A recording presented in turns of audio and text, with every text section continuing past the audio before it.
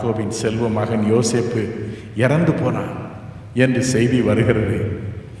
அவன் ஆறுதலுடைய மறுத்தான். நாம் இந்த வசனத்தை வாசிக்க கேட்போமா? ஆதியாகமம் 37:35. அவனுடைய குமாரர் குமாரத்திகள் எல்லாரும் அவனுக்கு ஆறுதல் சொல்ல வந்து நின்றார்கள். ஆனாலும் அவன் ஆறுதலுக்கு இடங்கொடாமல், நான் துக்கத்தோடே என் குமாரனிடத்தில் பாதாளத்தில் இறங்குவேன் என்றான். இவ்விதமாய் அவனுடைய தகப்பன் அவனுக்காக அழுது கொண்டிருந்தான். எனக்கு ஆறுதல் வேண்டாம்,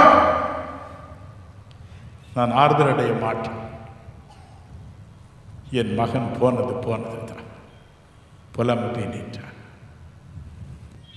நம்பிக்கையற்ற ஒரு புலம்பல். யாக்கோபு அப்படி புலம்பினான். மற்றொரு பக்கம் நம்பிக்கை உள்ள ஒரு புலம்பல்.